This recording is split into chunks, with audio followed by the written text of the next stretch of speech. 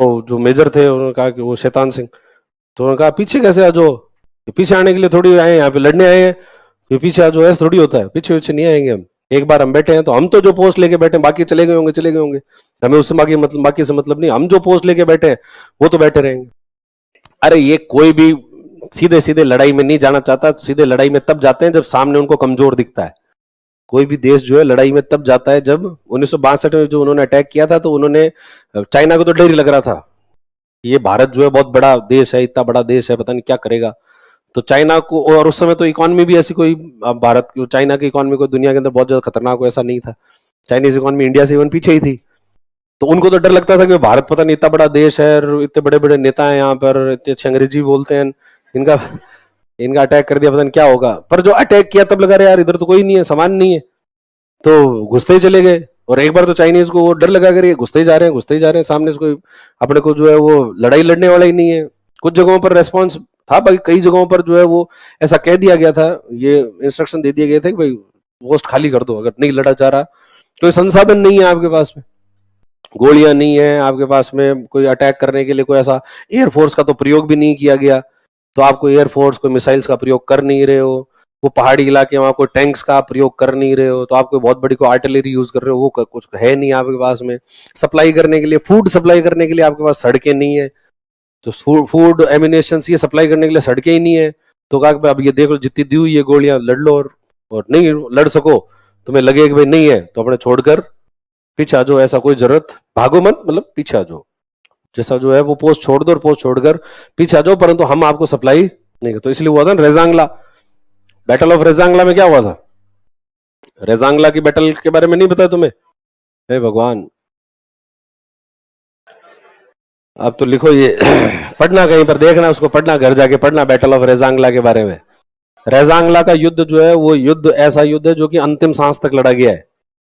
अंतिम last breath तक जो है वो जो लड़ाई लड़ी गई वो कौन सी है, वो बैटल ऑफ रेजांगला है। रेजांगला जो है पड़ता भी जो ये आता है अपना लद्दाख, लद्दाख के अंदर पेंगोंग झील, और पेंगोंग झील से और नीचे की तरफ जाओगे तो एक सेक्टर आता है जिसका नाम है चुशूल, और चुशूल सेक्टर के पास में एक ला मतलब होता है वहां रास्ता, रेजांगला मतलब रेजांग नाम का एक दर्रा है, एक रास्ता है वहां पे, उस रेजांगला के ऊपर इंडिया की एक पोस्ट जो है वो थी, एक मतलब जो है कुमाऊं रेजिमेंट जो है, कुमाऊं रेजिमेंट की एक चार्ली कंपनी, वहां पर जो कंपनी थी 120 जवान और एक मेजर उनके साथ में, और उनका 600 कुछ गोलियां, बहुत तो कम, तो आर्म्स एंड एम्यूनिशन बहुत कम थे, और स्थितियां ऐसी खराब, और वो सारे के सारे लोग कौन, जो उसमें जितने भी लोग थे, ये इधर हरियाणा और आपका कुछ राजस्थान का पार्ट, कुछ यूपी का पार्ट, इस तरफ के लोग, और ऐसे लोग जिन्होंने कभी पहले कभी बर्फ नहीं देखी थी जिंदगी में, बर्फ देखी ही नहीं, पहली बार ही देखा, पहले फ्रीज तो होते नहीं थे, फ्रीज होते नहीं थे, पढ़े लिखे ठीक ठाक ही थे, तो ऐसे कोई साइंस पढ़ ली होगी, सब पानी जो है वो ऐसे कम टेम्परेचर होता है, 0 डिग्री से कम चला जाए तो ये सॉलिड हो जाएगा, ये बर्फ में कन्वर्ट हो जाएगा, ऐसा था नहीं, उनको लगा ये ऐसे यार ये ठीक है, यहाँ की भूमि व्हाइट है, यहाँ पर जो लैंड है कैसे, वो यहाँ की मिट्टी व्हाइट है और वो ठंडी हो रही है, इतना ही समझ में आया था, बाकी ये समझ में नहीं आया कि इसको बर्फ कहते हैं। ऐसे लोगों को वहां ले गए, ऐसे ठंड के अंदर, जो यहाँ रहने वाले लोग उनको ठंड में ले गए, उनको पहनने के लिए कपड़े नहीं है, एक छोटी सी पतली स्वेटर वो दी कि भाई ये है पहन लो, खाने के लिए भोजन नहीं है, भारत 62 का युद्ध लड़ा भारत ने, तो वो यूएसए से आता था अनाज, यूएसए से एक वो जो है वो प्रोग्राम चलता था PL480, उसके तहत भारत में कहां से अनाज आया, हमारे पास खुद के पास तो अनाज था ही नहीं, हमारे यहाँ पर तो इतना उत्पादन होता नहीं था जिससे कि हमारे यहाँ के लोगों की खाद्य आवश्यकताओं को पूरा किया जा सके, इसलिए हम क्या करते थे, आयात करते थे, आयात भी क्या करते थे, उसको आयात भी नहीं कहना चाहिए, वो तो सहायता थी, आयात के तो पैसे चुकाने नहीं पड़ते, सहायता आती थी यूएसए से, जिसको नाम दिया गया था उन्होंने PL480, पब्लिक लॉ 480, वहां पर एक कानून बना कि ऐसे कोई गरीब देश है तो भूखा मत मरने दो भाई,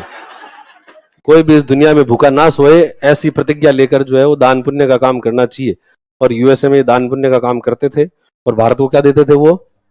अनाज, गेहूं आता था, और वो गेहूं लाल रंग का बड़ा पतला सा गेहूं होता था जिसमें कोई न्यूट्रिशन नाम की कोई चीज थी नहीं, खा लो उससे पेट भर जाता है बस,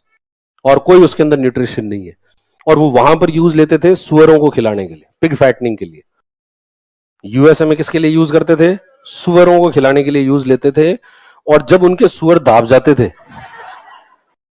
कि अब ओवर ईटिंग हो रही है, अब नहीं खाया जाएगा, या कोई सुअर ऐसे जो है डाइट पर है, तो फिर क्या साहब आप ये बच गया क्या करें, तो फिर कहाँ भेज देते थे वो, किलो भारत में भेज। और भारत में वो जो जहाज आता था PL480 वाला, तो ये बोरियां लेके खड़े रहते थे वहां पे, कह रहे एक बार वो जहाज आ जाए यार बस, अपने वाले बोरी सबसे पहले लगाते साहब इसमें डालो पहले तो, और हम जो है वो लेके चले अब ये, और यही भेज देते वहां पर, कहां पर, सैनिकों को यही देते थे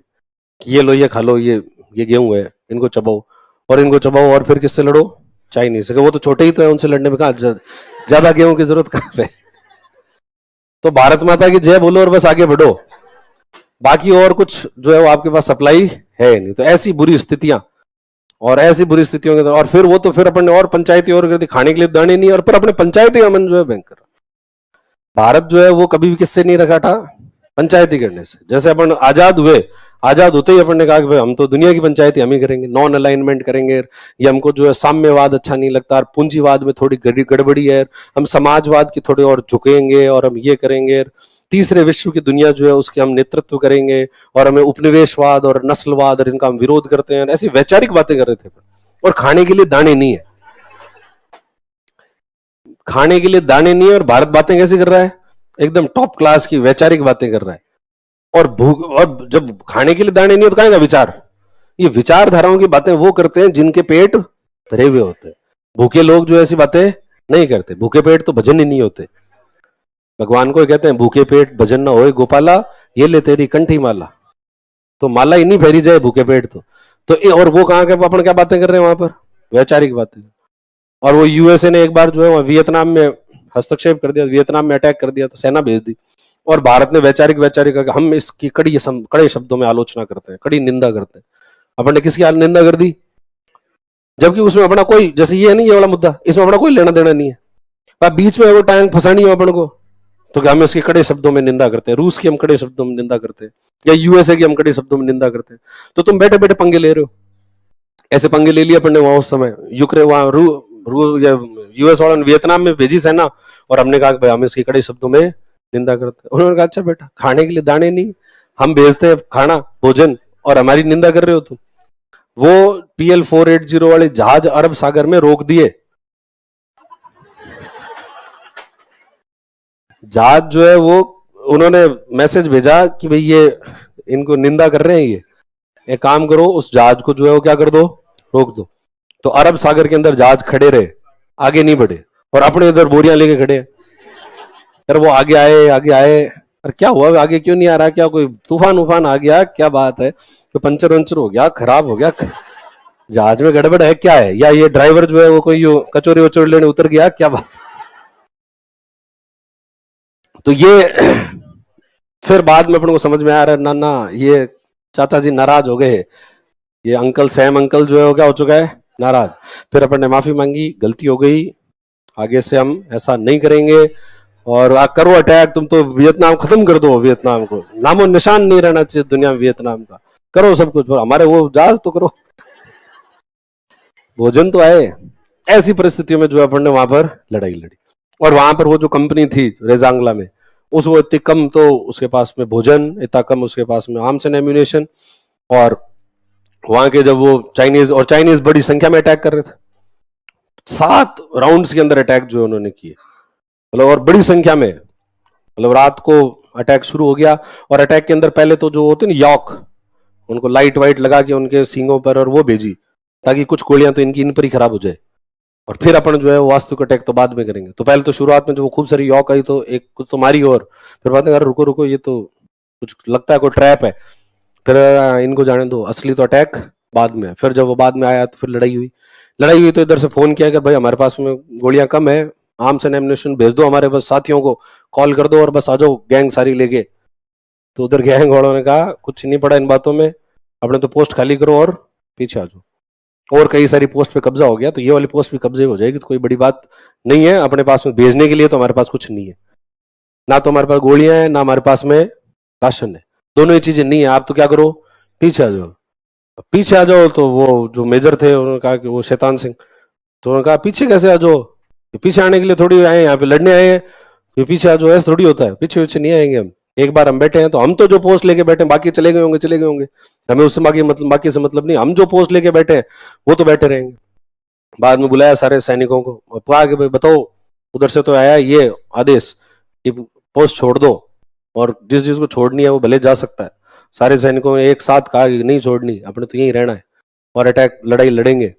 और लड़ाई जो है वो लड़ी, और इतनी खतरनाक लड़ाई लड़ी कि जैसे वो आता है ना, वो हाँ, वो एक ऐ मेरे वतन के लोगों वाला जो है ना वो गीत, उसमें ना एक एक ने 10-10 को मारा, तो एक एक ने 10-10 को उसी लड़ाई में मारा था कि एक एक आदमी ने जो है वास्तव में 10-10 20-20 लोगों को जो है वो मारा। और मात्र 120 लोग, और उधर से चाइनीज बड़ी संख्या में आ रहे थे, 1500 चाइनीज जो है खत्म कर दिए। और सारे जो है वो ऑलमोस्ट 120 थे, उसमें से 114 के करीब जो है वो मारे गए। और वो मेजर भी जो है लास्ट तक लड़ते रहे, और अंतिम सांस तक, कि भाई लास्ट के अंदर हाथ के ऊपर गोली लगा हुआ है, हाथ टूट गया, अब आप भाई किससे चलाओगे ये? तो कहा कि भाई एक डोरी बांध दो इसको, और डोरी से जो है वो पाँव का जो अंगूठा होता है उसको, और उसको डोरी को बांधो, ताकि मैं पाँव से यूं ही करता रहूंगा तो थोड़ा बहुत तो जो है वो एक आधा तो उसके बाद ही सल्टा देंगे, मरते हुए भी एक आधा तो सल्टा ही देंगे। तो ऐसी स्थितियों के अंदर जो है वो लड़ाई लड़ी, और फिर और चाइनीज से देख के डर गए बुरी तरह, यार ये कर क्या रहे हैं, ये ऐसा तो हमने सोचा ही नहीं था इतना बड़ा रेस्पॉन्स जो है मिलेगा। और जब हालांकि पर वो लास्ट में सब सब खत्म हो गए, पूरा वो पूरी चार्ली कंपनी जो है वो डिस्ट्रॉय हो गई। डिस्ट्रॉय होने के बाद में चाइनीज आए और उन्होंने देखा उसको, कुछ एक लोगों को गिरफ्तार भी कर लिया उन्होंने चाइनीज ने। और भारत के अंदर रेस्पॉन्स क्या? भारत को ये लगा कि वो वाली जो कंपनी है वो उस जगह को छोड़कर भाग गई। भारत वाले तो वो देखने भी नहीं गए कि भाई वो लोग जो है वो शहीद हो गए, उनकी क्या स्थितियां हैं। उनको लगा कि वो कंपनी जो है वो कोई लड़ाई हुई थी, ऐसा कुछ नहीं पता। ऐसा लगा कि वो सब छोड़ के जो है छोड़ छाड़ के भागे होंगे इधर उधर, कुछ कब पकड़े गए होंगे, कुछ बीच में मारे गए होंगे, कुछ हो गया होगा। बाद में जब चाइनीज खत्म हुई, लड़ाई हुई खत्म हुई, तब चाइनीज ने अपने वापस वॉर क्रॉनिकल्स की भाई लड़ाई क्या हुई, लड़ाई हुई, तो फिर वो चाइनीज ने एक ने बताया कि साहब लड़ाई तो हमने लड़ी थी वहां पे, और वो जो सामने थे वो क्या थे पता नहीं, वो इंसान थे क्या, देवता थे, बैनर्जी थे क्या थे, पर हमने जो है वो जो लड़ाई लड़ी है ना, वो ऐसी लड़ाई किसी ने हमने देखी नहीं, ऐसी वीरता कि इस तरीके से कोई लड़ सकता है क्या। और हर आदमी इसी तरीके से जो है लड़ाई लड़ रहा है, और हमारा बहुत बड़ा नुकसान जो है उसकी वजह से हुआ। नुकसान तो हुआ, पर तो युद्ध के अंदर वीरता का तो सम्मान किया जाना चाहिए। और फिर बस चाइनीज ने उसकी वीरता के बारे में जो लिखा कि भाई हमने वहां लड़ाई लड़ी थी, ऐसी खतरनाक लड़ाई थी, तब भारतीयों को पता, अच्छा अच्छा तो भागे नहीं थे, वो लड़े थे। तो फिर चुपचाप वापस गए, और तब जाकर उनकी जो है वो बॉडीज देखी, बॉडीज रिकवर की। ये बॉडीज रिकवर करने में भी काफी टाइम जो है भारत को लगा, मतलब 3-4 महीने तक तो उनकी बॉडीज को रिकवर नहीं किया। और जब बॉडीज रिकवर की तब देखा कि भाई लोग जो है वैसे अंगूठों पर वो बांधे हुए हैं, कि अंगूठों के जो है उसको बांधा हुआ है, और वहां पर वो लड़ाई लड़ी हुई है। तो लड़ाई तो लड़ने में तो खैर बड़े स्तर पर वीरता से ये सब तरीके से लड़ी गई, परंतु जो सपोर्ट सिस्टम होता है वो उतना ज्यादा जो है स्ट्रांग नहीं था। स्ट्रांग और स्ट्रांग नहीं था, तो फिर क्या होगा, भारत माता की जय बोलो, लड़ते रहो, लड़के फिर बाद में वीर गाथाएं, उनकी वीर गाथाओं को गाते रहो। और वो भी कितनी गई तो किसको पता है। रेजांगला मैं तुमसे पूछ रहा हूँ, रेजांगला कौन जानता है? तो एक आधा आदमी जो है वो जाने जाने, बाकी कोई इस युद्ध के बारे में को जाने नहीं जाने। बाकी ऐसी लड़ाई की दूसरी जगह हो जाए, रूस में हो जाए, चीन में हो जाए, यूएसए में हो जाए, हर बच्चे बच्चे को याद करा दे, उसको रोज सुबह शाम उठ के सो गया खड़ा हो, बता रेजांगला क्या हुआ, रेजांगला में ये हुआ था, ऐसे थे लड़े थे, आप सो जा। फिर वो 2-3 घंटे खड़ा हो, रेजांगला में क्या हुआ था, ऐसे याद कराए उसको, बच्चे बच्चे को, कि रेजांगला की वीरता हर व्यक्ति को याद होनी चाहिए। तब जाकर उसको ट्रिब्यूट तो तब होगा, तो जिन लोगों ने उस लैंड के लिए लड़ाई लड़ी वो तो वो ट्रिब्यूट तो तब हो, वरना हमारे यहाँ तो बिल्कुल जीरो कि ऐसा कोई लड़ाई वड़ाई जो है हुई। और फिर तभी हमारे अंदर वो हिम्मत नहीं आती कि भाई जो है अब ऐसे लड़ाई लड़ ले। लड़ाई लड़ने के लिए क्या चाहिए, एक हिम्मत भी चाहिए, रिसोर्सेस तो होते ही हैं, संसाधन तो होते हैं, संसाधनों के साथ में एक लड़ाई लड़ी जाती है, वो हिम्मत से ज्यादा लड़ी जाती है। तो चाइनीज के पास में संसाधन तो ज्यादा है, उतनी हिम्मत नहीं है। क्योंकि भारतीय जब लड़ाई लड़ता है तो इंडिया क्या एक इमोशनल कंट्री है, भारतीय एक इमोशनल कंट्री है, तो ये क्या इमोशन से लड़ाई लड़ते हैं। अपन जो अपनी लड़ाई जो है इमोशन से होती है, और उनके यहाँ क्या इतना इमोशनल अटैचमेंट है नहीं, क्योंकि वो जो सेना भी है वो सेना कम्युनिस्ट पार्टी की सेना है। चाइनीज जो आर्मी है वो चाइनीज आर्मी चीन के देश की आर्मी नहीं है, वो किसकी आर्मी है, वो पीपल्स लिबरेशन आर्मी है। वो जो कम्युनिस्ट पार्टी ऑफ चाइना है, उस कम्युनिस्ट पार्टी ऑफ चाइना की एक मिलिट्री विंग है, और उस मिलिट्री विंग को वो सेना कहते हैं। वो तो उनका जो जुड़ाव है वो किससे है, वो जुड़ाव पार्टी से जुड़ाव है उनका, वो देश वाला जुड़ाव जो है वो उतना नहीं है जितना किसके अंदर है, भारत के अंदर। तो भारत में है, तो इसलिए अभी युद्ध हो जाए तो अपन उतनी बुरी तरह से हारेंगे नहीं है, जो अभी उनको पराजित कर देंगे अपन।